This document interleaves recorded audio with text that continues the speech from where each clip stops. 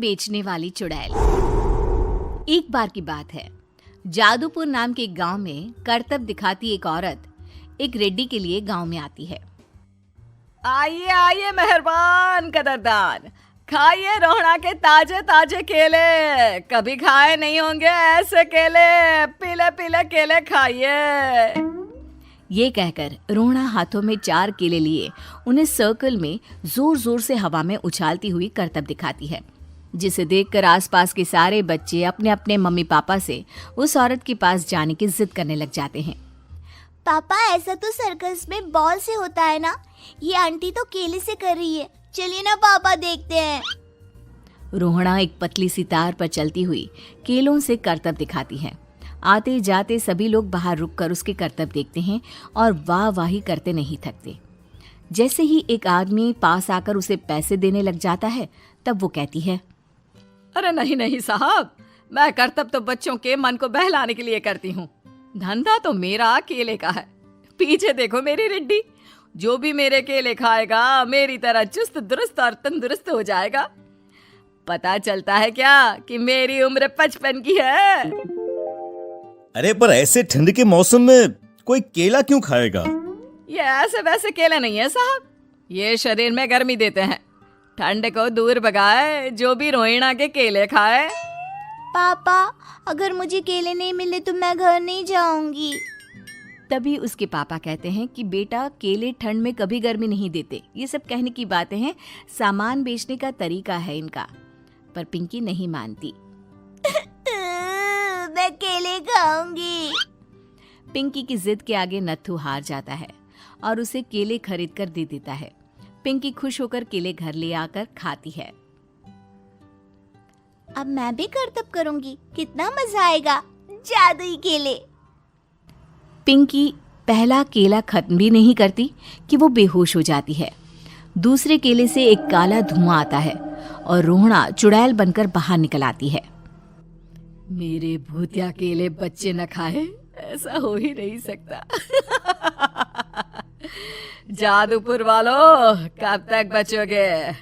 आ गई हूं मैं रोहड़ा, जिसका कोई नहीं कर सकता सामना। रोहड़ा पिंकी को गोद में उठाकर काले धुएं में कहीं गायब हो जाती है। शाम के वक्त नत्थू घर लौटता है और पिंकी को घर में ना पाकर उसकी माँ से कहता है, माँ पिंकी कहाँ है? अरे बेटा, उसे तो तू सुबह करतब दिखाने ले गया था ना, फिर कहाँ वापस आए तुम दोनों? मुझे लगा तू उसे अपने साथ मंडी ले गया होगा। हे भगवान, मेरी बच्ची कहाँ गई? मैं उसे घर ही तो छोड़कर गया था माँ।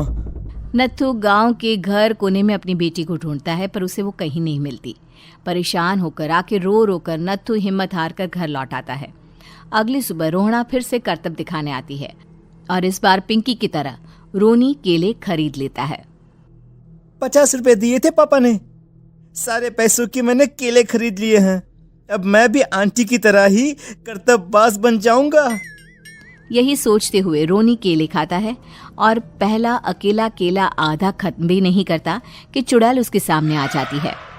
मेरे साथ चलने का समय आ गया है रोनी।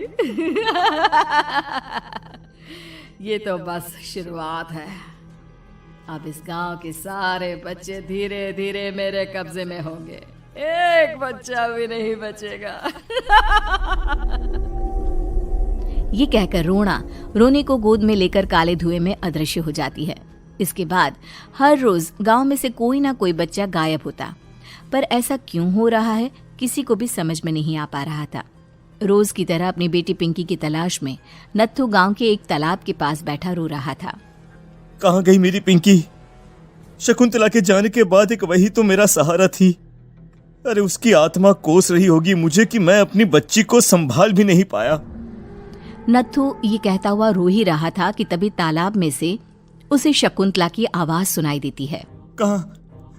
कहाँ थी तुम शकुंतला?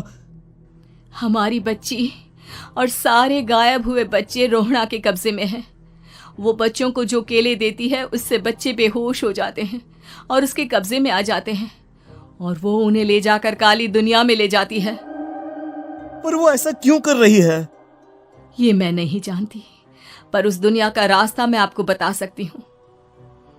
जहाँ ये नदी खत्म होती है वहाँ एक केले का पेड़ है, उसके नीचे एक दरवाजा है, वहीं से रास्ता जाता है उस दुनिया का। ये कहकर शकुंतला की आत्मा गायब हो जाती है।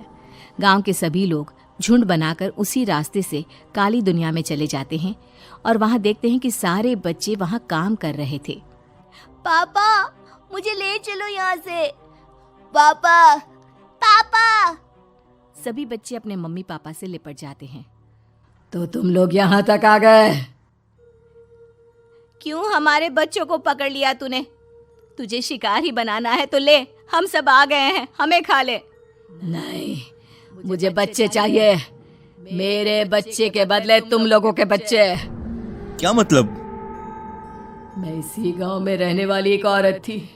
केले की चोरी के इल्जाम में मेरे बेटे को गांव वालों ने इतना मारा कि वो मर गया।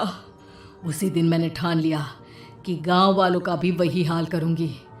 कुछ दिन बाद बेटे के चले जाने के दुख में मैं भी मर गई और मेरी भटकती आत्मा एक चुड़ैल बन गई।